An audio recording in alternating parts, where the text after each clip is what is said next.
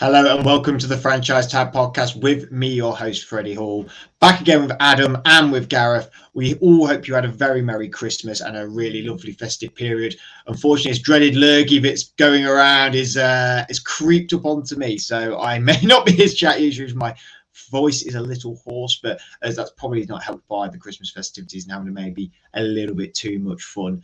But we're going to get right into it tonight. Lots of games happen. Christmas Eve, Christmas Day, into Boxing Day. There was loads of games going on. I mean, I had to actually just sit down and catch up with all. I didn't get a chance to watch any of it live. Did either of you two sit down and nestle into, well, for Adam to watch his team win and Gareth, unfortunately, to see your second loss of the season? No, I missed. I saw most of Christmas Eve. I saw most of them games, but unfortunately missed Christmas Day. Had people over, so that kind of messed that up. So you didn't see a lot of us actually win a game, which is a shame because it's quite a rare thing at the moment. So that was a bit disappointing that we didn't get to see that. But I saw the Rams Broncos game. What the hell happened there? That was madness. Whoever knew that Tyler Higbee was actually a tight end anymore? So that was a bit of a surprise. But yeah, it was a good weekend of football, and the Packers won, so we can't complain too much.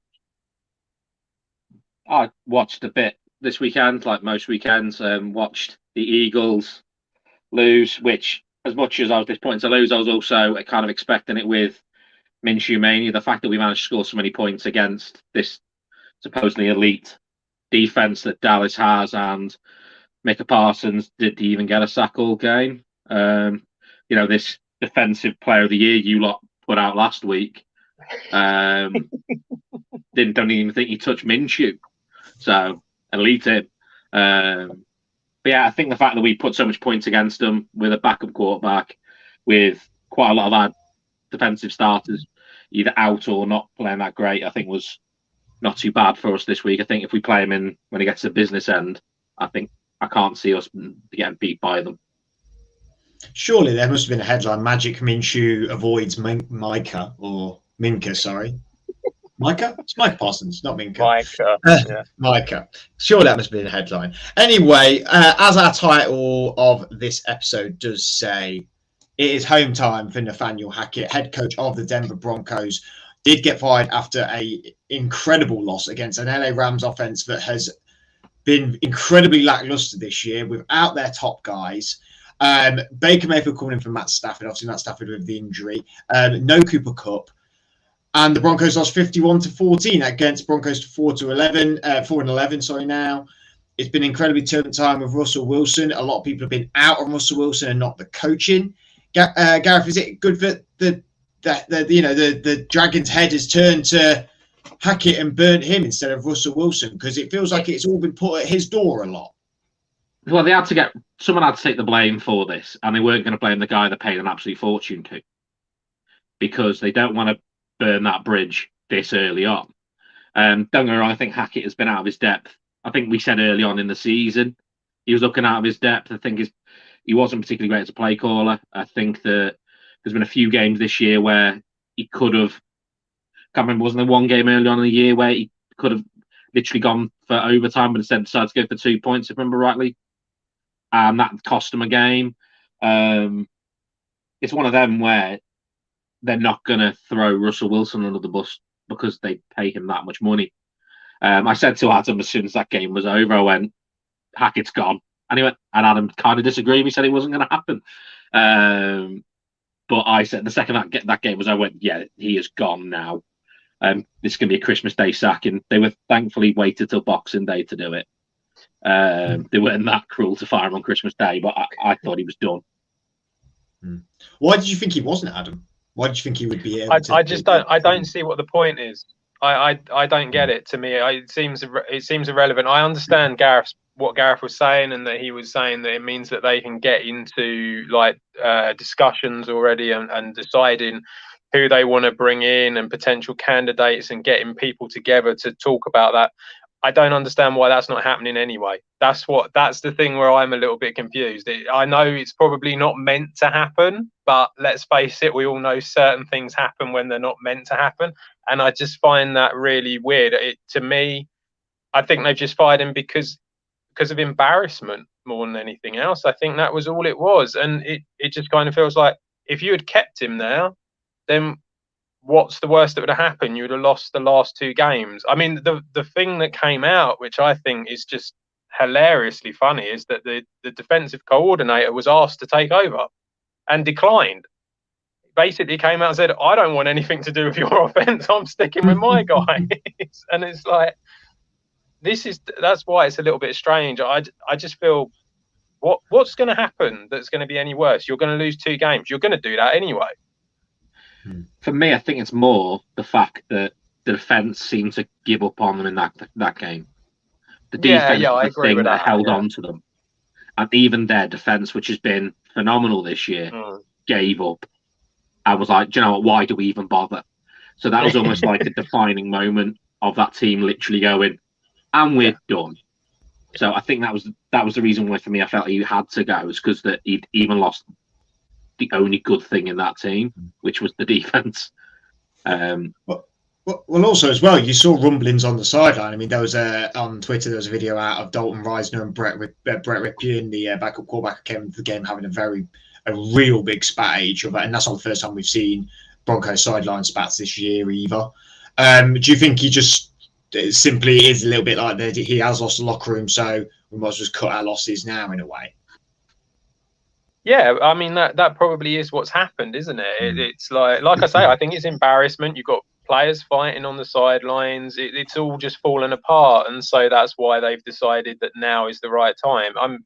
It just, like I say, just to me, it feels a bit point. I mean, we could have done this weeks ago. You know, that's the point. It's like this could have happened weeks ago. It's just that now it's become more public and a bit more embarrassing, and I think that's why they decided to do it. You know, obviously it's never good to have players on the same team fighting with each other on the sideline. So that's probably the main issue. And considering, let's go back to you, Adam, because Hackett was obviously at Green Bay, and that offense, you know, Aaron Rodgers won MVPs in that offense. You know, he's a very good quarterback, and we've always said Russell Wilson's been a very good quarterback. But Wilson at the minute is 3,019 yards, 12 touchdowns, 9 interceptions, a pass rating of 82.6.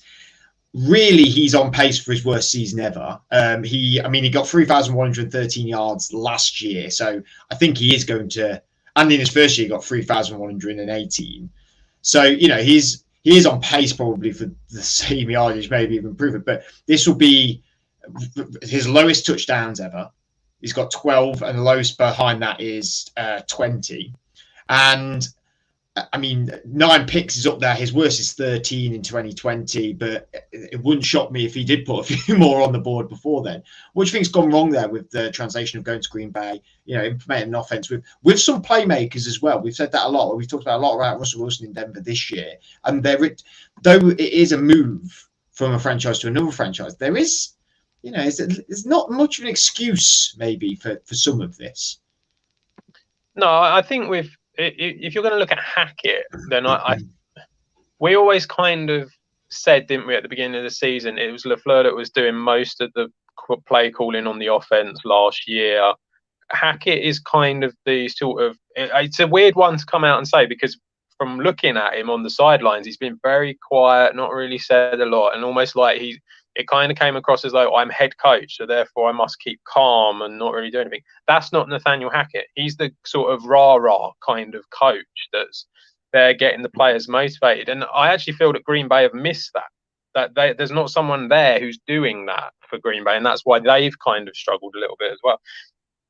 I think that he was never the sort of the brains behind it. And so therefore it's difficult for him to then come into a job as a head coach, his first ever one as well. Massive expectation with everything that's going on in that division, let alone just at Denver. And that feeling that you have to compete now is almost like, right, well, we've brought these players in, we've brought Russell Wilson in, he's the missing piece. We now have to compete, and we have to show that we can go and win this division. I think that's the biggest problem that you find. It's like, guy who's never been a head coach before comes into a massive job, expectation is huge, and shockingly it all goes wrong. So I think that's probably one of the biggest things. The other thing is obviously, they've got new owners. He's not their guy, so that's another thing. They're probably, unless it was going to go amazingly well, he was going to be out whatever. So there is a little bit of that in it as well. And I feel like the other thing was that, I don't know, I get the feeling that maybe they brought in Hackett in the hope that Rodgers would follow. And of course, that just didn't happen. And that's another thing where it kind of went wrong.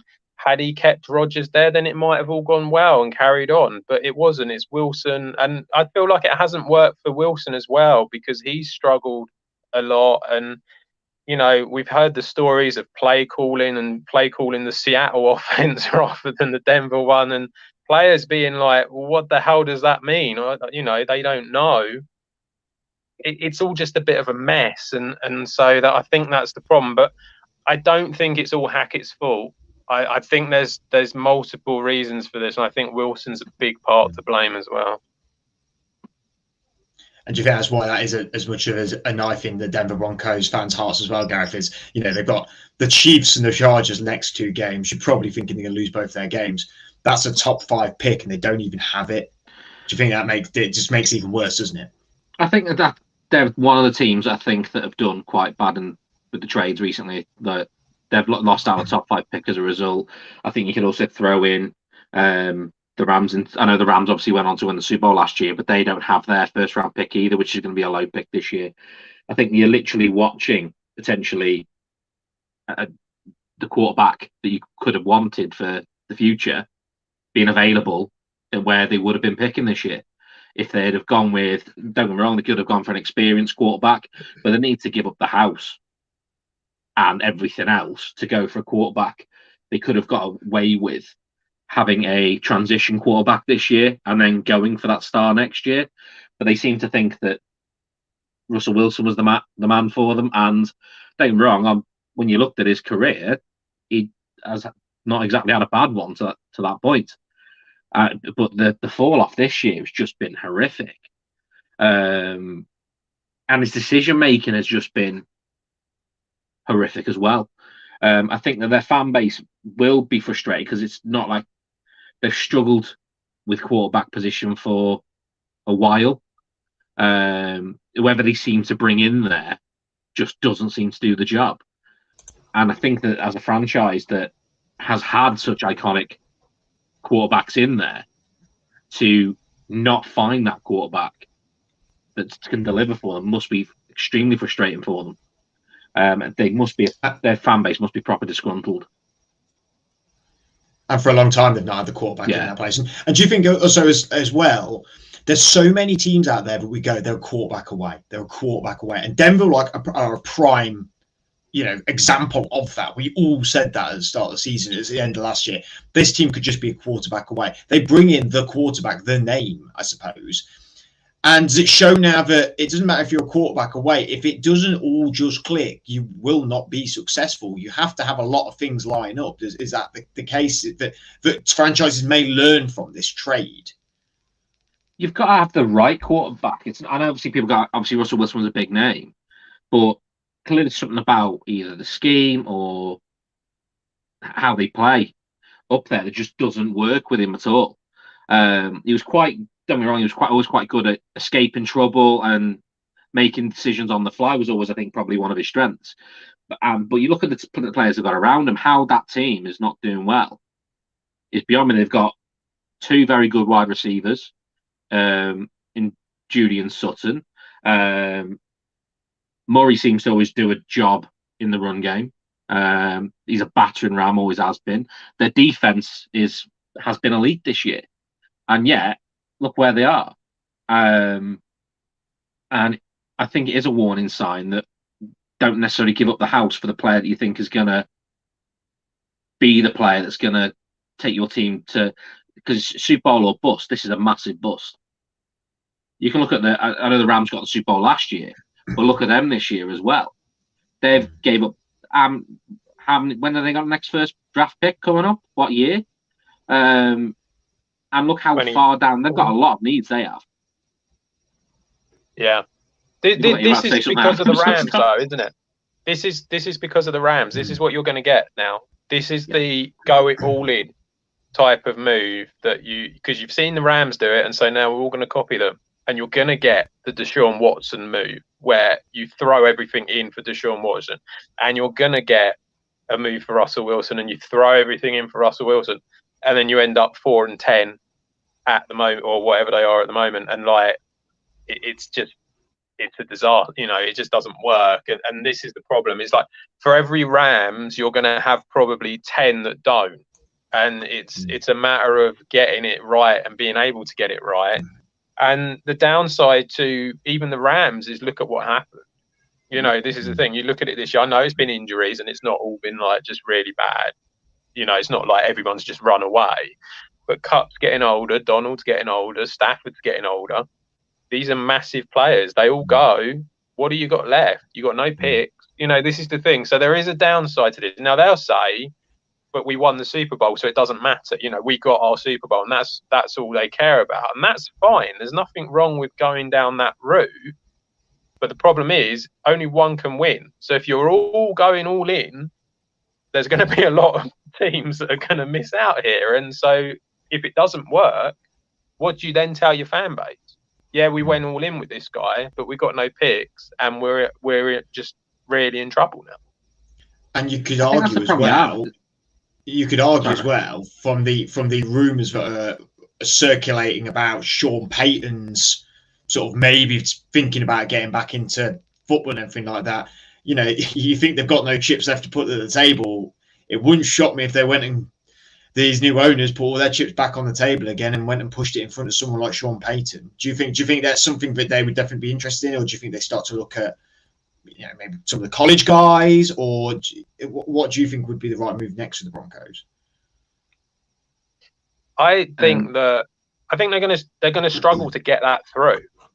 So Payton is going to cost a pick for starters because he's still signed up to the Saints, so he's going to cost them something, probably a first rounder. They're not going to give it up cheap. And then you've got this guy who's supposedly, creating a great team around him already, but he's going to want that quarterback there. I mean, are we all saying that Russell Wilson is going to be the great quarterback? Because based on this year, it hasn't been. So it's like he's going to want someone who's already there. He's not going to want a project. He's going to want someone that's going to get him a win. So that's another thing. It's difficult. They may have to go down the college route. I don't really know where you go with that at the moment. I mean, there are guys you can go for. There's plenty of them out there. But again, it's a project, and you've gone all in. So how does that work? I think that obviously you mentioned that they would have to give up a pick to get Payton. I think, don't get me wrong, I think if you put Russell Wilson in an experienced coach's hands, he might be able to work with it. Because at the end of the day, he did a good job for a long time at Seattle. How many games did Russell Wilson win off his own back, in effect? So it's not a bad. You don't become a horrific quarterback overnight. There's something just not clicked there this year, and you do wonder whether and they're not going to get rid of him, because how are you getting rid of him? Who's going to want his salary? Who's going to want? They're not going to get first round picks for him now. Like, you're talking, you'd probably get more draft capital for Carson Wentz than you would for him at the moment. And so that's the problem you've got. You've got other quarterbacks out there who, if you want a quarterback to fill a void for a while, there are quarterbacks that you can get for a lot cheaper. Like, you can get Baker for a lot cheaper come the end of the season. Why would you waste any draft capital as another team for Wilson this year? You wouldn't. So he's going to be there regardless. So it's about whether you can get hold of a coach that can actually get the best out of him and scheme for him. And that's what they've not had this year at all. And I think that's one thing that you will need to get from their next coach. Someone who can get the best out of the guy they're paying, is it $50 million a year? Or something silly for? I can't remember for the life of me how much they're paying him. Yeah, I know it's a lot. I can remember it being a lot. Lots of highlights from this weekend. Lots of big things happened. Another really close Vikings game. I mean, the race is heating up now. There's a lot of teams now who are coming back into it a lot. I mean, the Panthers getting that win against the Lions, that puts them in a lot of prime position to try and take this division. I mean, from the Bucs, the Bucs did get their win. The Jags beating the Jets quite convincingly as well, which we didn't really see coming either, because we thought the Jets defense would be really good that game. Is it just proving to us, Adam, that really, you can be doing terribly at the start of the year, and come Thanksgiving, then to Christmas time, you can really turn it around quite quickly? Because some of these teams, there's a lot of teams this year that we did not think would be in this sort of playoff bubble. A lot of the NFC's teams, for example, Commanders, Giants, we didn't think they would be in this sort of playoff bubble. And now we're talking about the Panthers. I mean, the Dolphins are sort of pushing off a little bit now. There's lots of teams in there with a shout. Really, the Chargers are now pushing back on it as well. I mean, it just gets more and more competitive every year, doesn't it? It does. I think we've mentioned this before, that it's very much, this is the year where it feels like there's been a transition, and you've got the really, really poor teams of the last sort of 3 or 4 years have finally sort of revitalized their team, got in these draft picks, and now they're starting to sort of move on and get a little bit better. You've got the Jets, who are still in the picture. You've got the Jags, who are still in the picture. You've got the Lions, who have been awful and still in the picture. These teams are all capable of being playoff teams. At the same time, you've got the Bucs and the Packers, and also the Rams. They're not in the picture, but the Rams as well, that have dropped down. So everyone's kind of bunched in the middle. And I think that's the reason why you're seeing so many teams still being like viable options in order to be able to get into the playoffs. I think as well, you've got 2 trash South conferences this year. AFC South, NFC South. That basically means anyone's in the picture still. Let's have a look at that, actually, because I've got it. It's finally loaded up. I was trying to get it loaded up when I was waffling on and trying to transition to buy myself some time, I suppose. That's why I got Adam to chat a bit then. But the Bills at the minute, top of the AFC, 12-3. Then got the Chiefs, 12-3. Bengals, 11-4. Jacksonville Jaguars, 7-8. That's the top 4 teams at the minute in the hunt still. Baltimore Ravens, Los Angeles Chargers, Miami Dolphins, New England Patriots, New York Jets, Tennessee Titans. Dare I bloody say it, the Pittsburgh Steelers. I mean, mathematically, I don't think the Vegas Raiders or the Browns are out. No, they can. They can. The Raiders can. Yeah. It's not going to happen. They need a million things to happen, but technically they can. Don't they have to win everything and hope everyone else loses everything? Pretty much, yeah. But the Bills have won their division. The Chiefs have won their division. 2 divisions still up for the taking in the South and the got my own division now, AFC North. I mean, Gareth, do you think this is going to be the final 4? Well, not the final 4. Let's say the final 4. The teams that are on teetering the edge on the minute is the Bengals, the Jags, the Ravens, the Chargers, the Dolphins. Do you think that's who goes through? So I think that you've got the teams that you mentioned. I think the Bengals will go through as they're going to win the North. I think the Jags will win the South, because the Titans have just fallen off a cliff. Like, they can't get nothing done. And the next 2 games are the Cowboys, who obviously are still trying to win the East, even though that's looking very unlikely. You've then got the final games, the Jags, which is a hell of a last game for them. So I think they will be your 4 division winners. I think the Ravens obviously are in anyway. And then out of the rest, my concern for the Dolphins are right now is how much of a drop-off they've had on their current losing streak. You watch it be someone like the Patriots sneak in. Wouldn't it be a Bill Belichick thing to just sneak into the playoffs?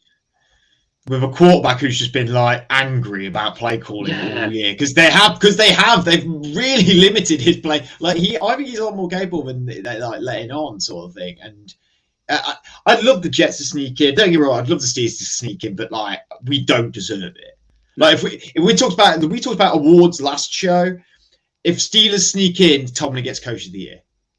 Tomlin, if you break 500, gets Coach of the Year. Yeah.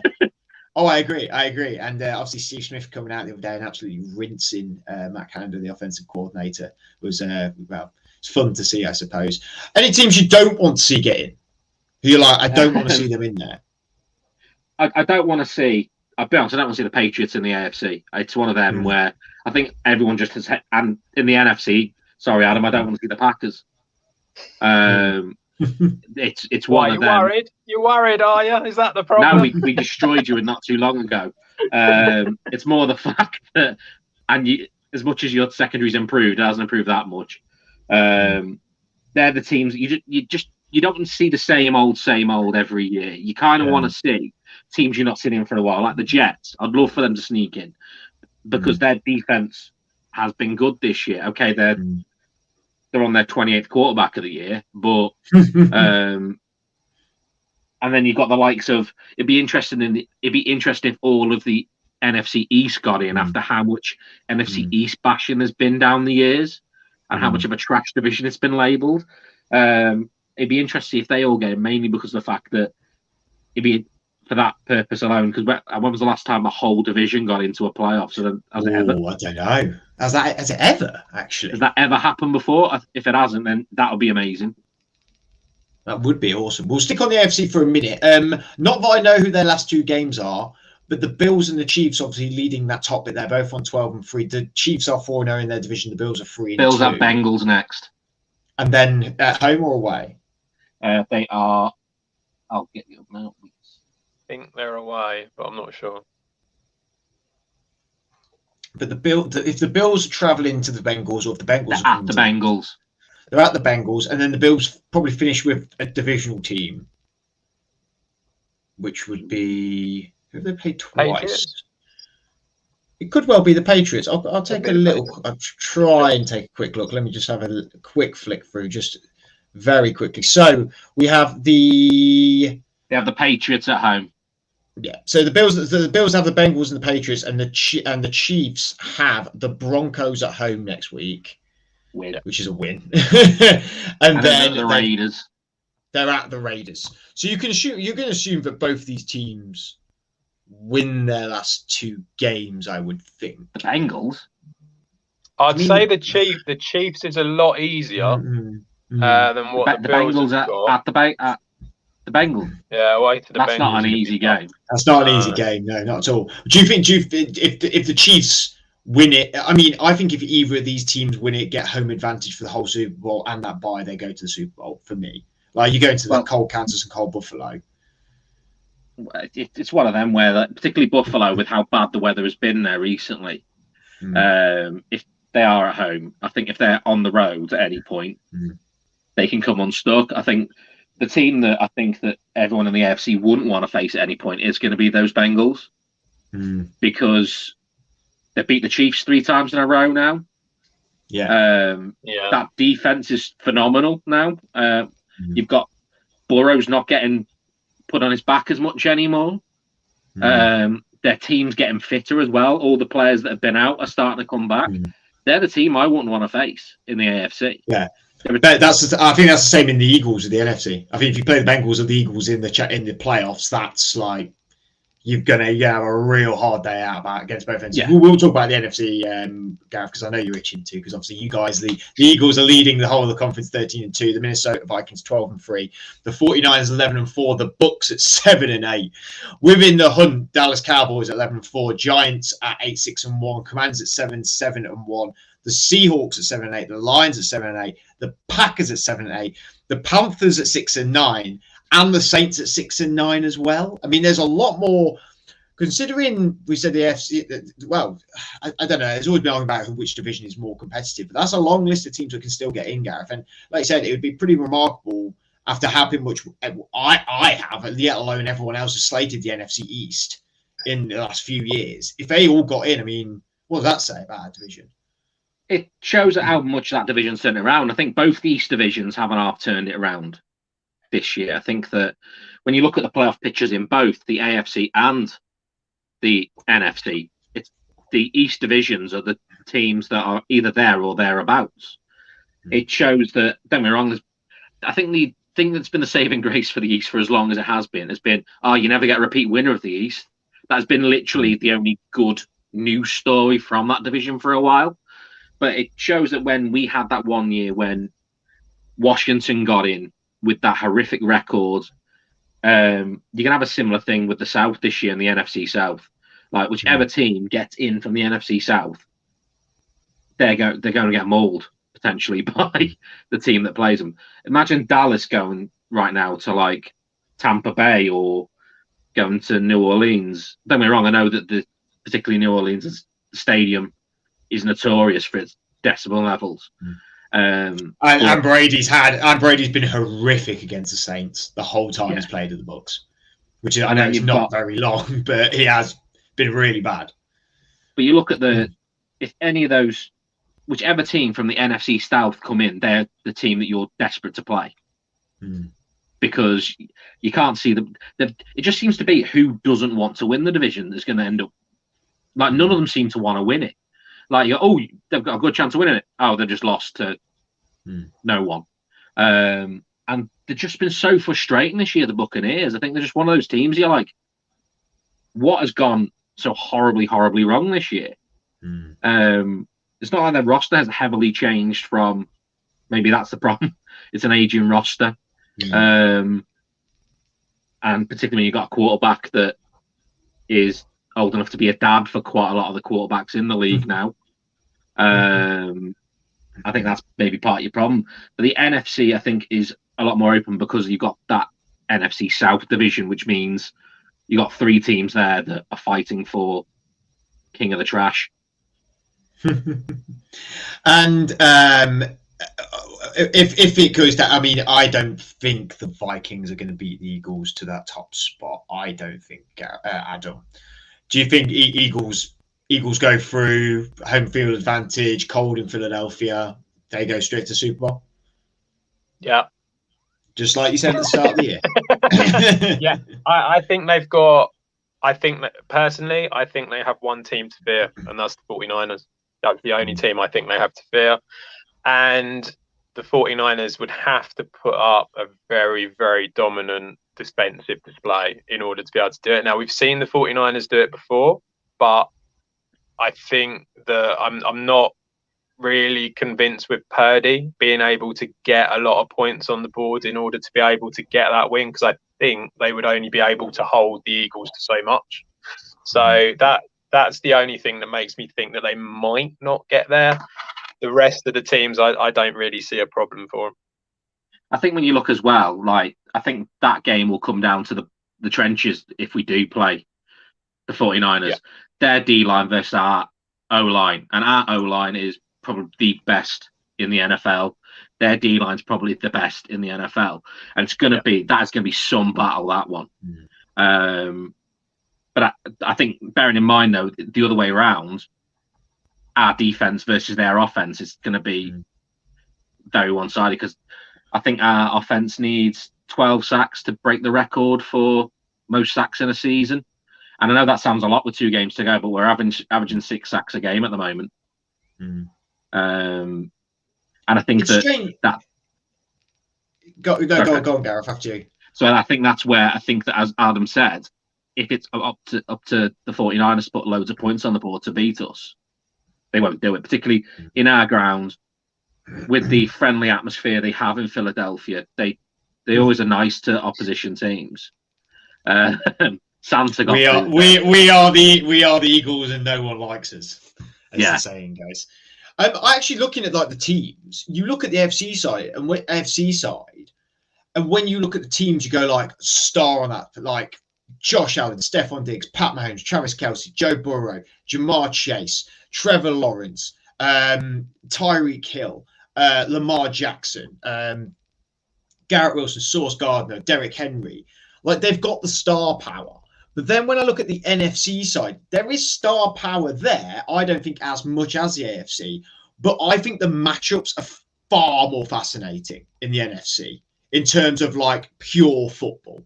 Like some of them games are going to be absolute slobber knockers against each other, because they, like you said, the 49ers O-line and their D-line coming up against your O-line and D-line. You know, the good defense is coming up against Justin Jefferson. How do you stop him? Micah Parsons, can you stop him? That's stopping the Cowboys. the Giants feel like can Taylor Heineke overcome people again like he did in the playoffs last time? Like Carson Wentz now. Carson Wentz. Well, Carson Wentz coming into it. Can he go on a big run again? Geno Smith, Mr. Nobody. Bring the Seahawks back to some sort of winning ways. Brock Purdy, Mr. Irrelevant, coming in and really pushing this team forward. And then if the Lions get in, even if the Packers get in, everyone's counting them teams out this year. Even the Panthers get in. They've had 3 different quarterbacks. They've had different coaches. There's so much going on, I think, in the NFC where it's probably a little bit of my bias of being a Steelers fan, but I've always found the AFC more interesting because of the stars fan of the NFC. Whereas now I look at the NFC and actually pure footballing wise, in the trenches, real games, old school football. That's the NFC at the minute, don't you think? I think if you're looking at it, you don't want to be in a close game versus the Vikings this year. Like if you're in a close game versus the Vikings, with any of them, I think. I think the 49ers is going to be an interesting battle, but bearing in mind you're going to have Nick Bosa versus Lane Johnson potentially, which Lane Johnson hasn't allowed a sack on a quarterback for about 2 years. I think the stat is something ridiculous. I did see something about Lane Johnson earlier, which I thought was negative. Lack of sack record. That amount of games he's gone without a sack is ridiculous. Something like 2 years. I think it'll be quite an interesting playoff picture. I do once we get there, I must say. I think when it comes to the NFC side, I just personally really hope that the Buccaneers don't get in, because I think they are atrocious as a football team. The football is so boring as well. That's the other thing. Sorry. Buccaneers. The Buccaneers, yeah, it's been dull. Boring. It's so dull. So Lane Johnson is actually technically injured. He's got a torn abductor. I think that's a adductor or abductor. I don't know what that is, but he's torn it. And he's going to rehab it for 2 or 3 weeks and then play in the playoffs. So he doesn't go in fully fit, admittedly. Nick Sirianni and Jen Hurts playing this week. Does he have a chance? Of course he does. We'll see what happens as the week progresses. Sorry, I'm just quick. Twitter's just something not exploded, but Raiders are benching Derek Carr and turning to Jarrett Stidham as their new starting quarterback. Carr has thrown a league-leading 14 interceptions, including 3 Saturday night during the 13-10 loss to the Steelers. Stidham has thrown only 61 passes and has never started an NFL game. That's per Adam Schefter. You'll give a shout out to people, your tweets you're reading. Thoughts on that? Yeah, I just saw it whilst you were talking, and they want to look at the youth that they have at position, which I think is code for goodbye for Derek Carr in Las Vegas. I think that feels very much like we want to see what we've got, and we're going to give Stidham a go for the next couple of weeks, and we're going to find out that he's not very good. And we're going to draft someone. It also means that we said about their very slim hopes of the playoffs means they're announcing they're not bothered. Yeah, that's true. Yeah.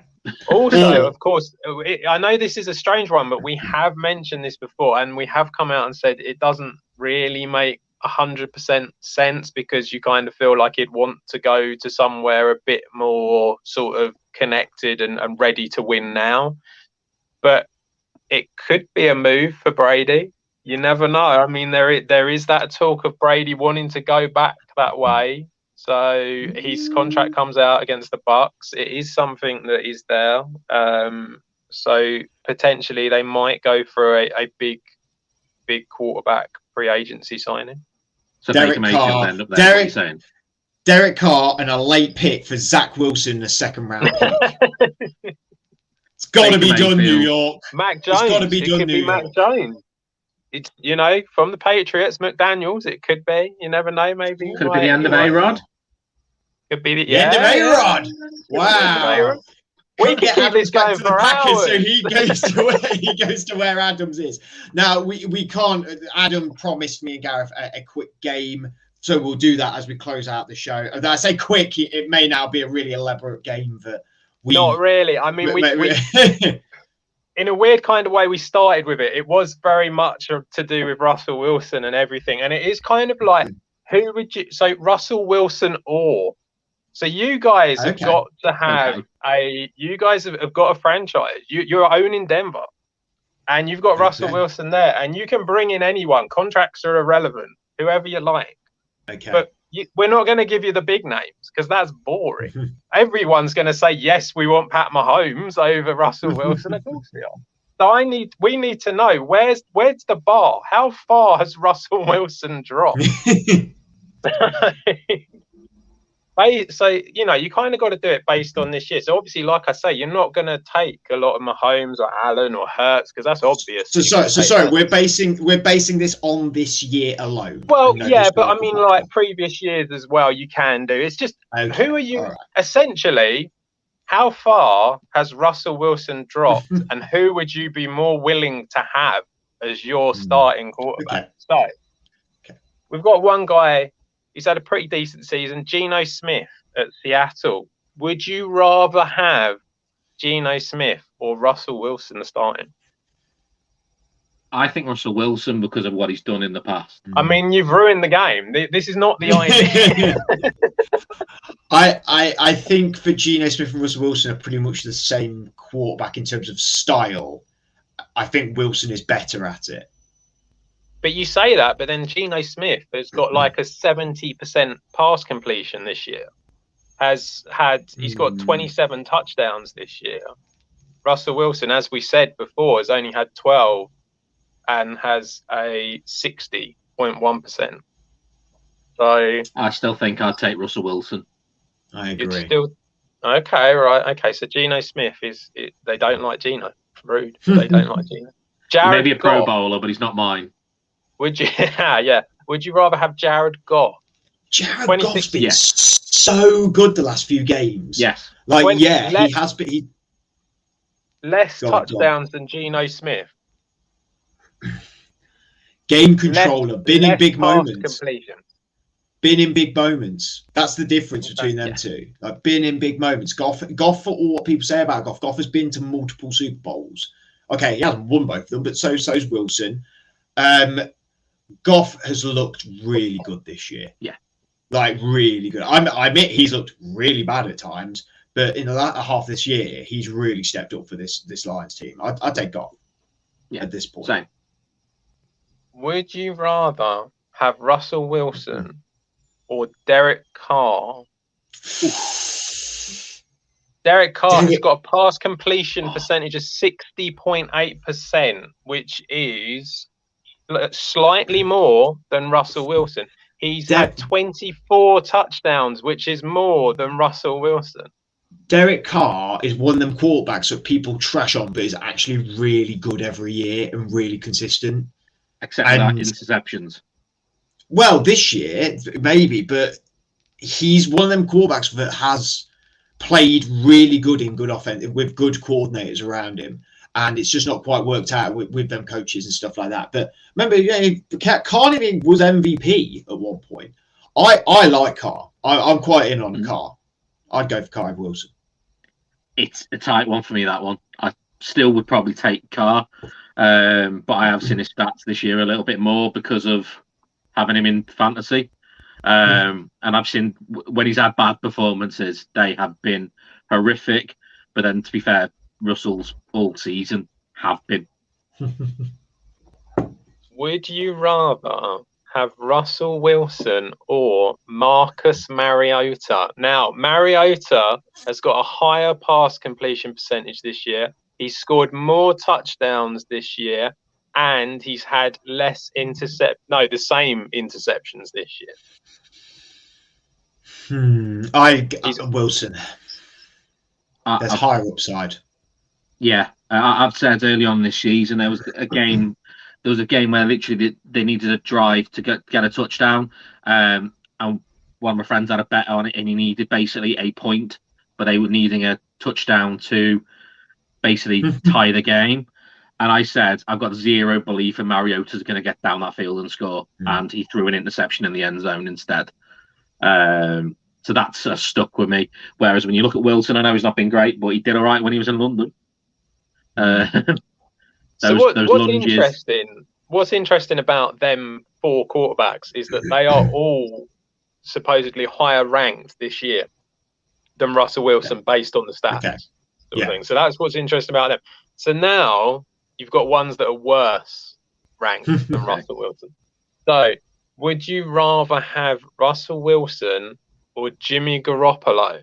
Now, obviously, the reason Garoppolo is because he's missed quite a bit of time. But when he has been out there, despite the fact that time that he's missed, he's got a higher pass completion rate. He's had more touchdowns than Russell Wilson, despite the fact of the time that he's missed. And he's had a lot less interceptions. Jimmy G, it's not much of a... I know, Adam, you're a big fan of tough for me Jimmy G. That's tough for me just because of the scenarios they're in. And also, I don't think Garoppolo can win a game off his own back, and I think Wilson can. Though he hasn't shown it this year, he can do it. He's shown it in Seattle. I'd stick with Wilson, personally. I'm staying with Jimmy G. I think that Jimmy G at the moment seems to have better decision making than Russell Wilson does this year. Okay, and then the final one that we're going to go for, because this is an interesting one. Would you rather have Russell Wilson or Ryan Tannehill? Tannehill has higher pass completion rate, more touchdowns, less interceptions, and you know, it hasn't been great for him this year, but based on all of that, has got better stats than what Wilson has. Tannehill's been missing the wide receiver. That's all, really, because he's done well when he's had Derrick Henry, ran with it, and had good wide receivers. He's not had good wide receivers this year. What do you think, Gareth? I would probably go for Russell Wilson because I'll be honest, I never rated Tannehill. I think he's been carried by King Henry dominating and then playing off the play action when they want to do something a little bit different. And there's been times where, particularly when Trayvon Burks has been in, where he's missed what looks like fairly open receivers at points. I've never rated him. I would go Russell Wilson. The reason I kind of thought it would be, the reason I thought it'd be quite interesting to sort of go through it is that there's a lot of people out in the world that are basically coming out with, there's been a few sort of like quotes and stuff on, you know, Twitter and things like that, basically coming out going, is there actually a worse starting quarterback than Russell Wilson? And that's interesting. Although it's been a very bad season for Wilson, you know, some of these stats that he does have, they're not like, I mean, they're not great because like you go through them, it's like the touchdowns are lower, the interceptions are higher, the yards are not particularly great. The pass completion rate is awful, to be brutally honest. It's probably one of the lowest in the league for starters. You know, and it has been a really bad year, but obviously it's just the question that seems to be going out there, but they can't move on from him. So it's quite an interesting one. Is like, is there actually a worse starter? And do you kind of, you know, who do you consider a starter? Because, you know, I you know, you could come out and say that Zach Wilson is a worse starter, but would you consider him a starter now? You know, he's been benched again. So this is the problem. Yeah. Some tough ones there. I reckon you should put a few of these out on our social media and let our general public and fans decide as well, which will be very good to see. I'll get the graphic loaded. Get going. Gareth, Adam, thank you very much for joining me tonight. I really appreciate it. I'm glad you both had a brilliant Christmas as well. And for all the people out there, make sure you like and subscribe to us. And I'm glad you all had a good Christmas as well. We are out on all socials. We will be back with the main show in the new year. So have a great new year. As far as shows for the rest of the week, we'll see what's happening. We had Christmas, we haven't really spoke to each other. We'll see what's going to happen. But make sure you keep an eye on us for all great content coming your way. Have a good new year, and we'll see you all very soon.